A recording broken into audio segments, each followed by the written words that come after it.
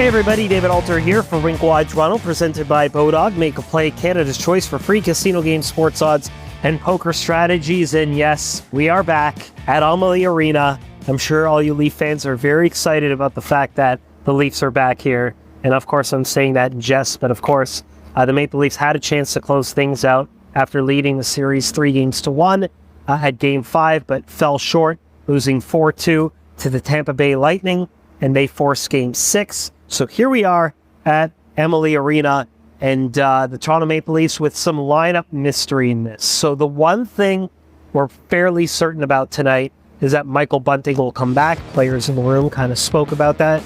Ryan O'Reilly said that they're excited about the energy that they can feed off a player like that.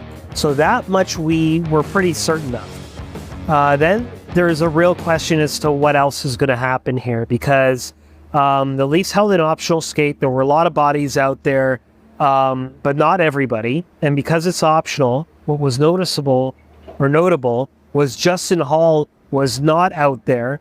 You know, Justin Holl's been drawing a lot of the criticism, has been on the ice for 14 goals against, and Timothy Liljegren has yet to get into the series, and we might see a change there. Timothy Liljegren, who normally skates on these optionals because he knows he's not going to play, was not on the ice today. That was pretty notable. But then everything kind of got run into a weird mix, because none of those guys actually did a bag skate afterwards, which is part of the process of being a scratch. And then Sheldon Keefe opened his availability by saying he wasn't going to take any questions about the lineup because they're still dealing with stuff. And by stuff, he later clarified injuries, but would not confirm when asked if Timothy Liljegren would get back into the lineup. So we don't know. What we do know is a couple of obvious possible injuries was Matthew Knies and Mark Giordano both got hurt in the second period of Game 5. Both did return, but you'll wonder the following day. Now, it was a good sign that Matthew Knies was on the ice today, so he probably won't come out, but we don't know. Like, it's one of those things where he came off pretty early afterwards, and they're going to assess.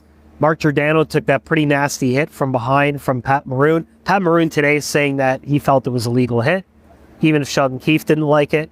But it didn't get reviewed. It didn't go to supplemental discipline, and that's usually the arbiter of everything, whether you agree with it or not. So the Maple Leafs are kind of dealing with that. But I want to know in the comments, what do you think? Do the Leafs have a situation here where they should go 11-7? Because if Mark Giordano's a bit hurt, maybe he comes out. Obviously, they're probably better with him in the lineup. Mark Giordano did skate.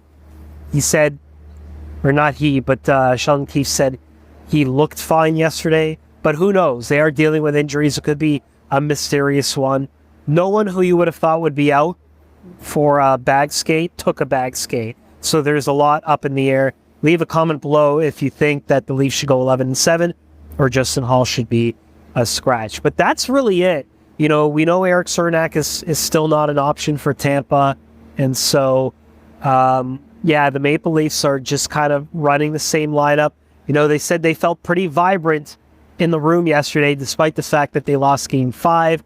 And that was pretty much the sentiment today, that they're feeling good. And they also feel like being away, where there's less distractions, might help them focus going into a Game 6 here. The Leafs were in the same spot before last year.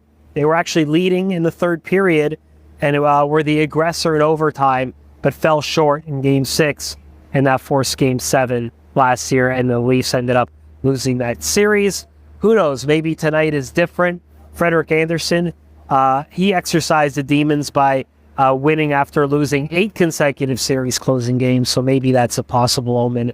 Who knows? It'll be exciting. But myself and Rob Wong will have your post-game show. Make sure you rate and subscribe on all your favorite podcast platforms to Rink Wide Toronto, presented by Bodog, Canada's home for casino games and sports odds, where everyone goes to play. Rink Wide Toronto, pregame, postgame every day.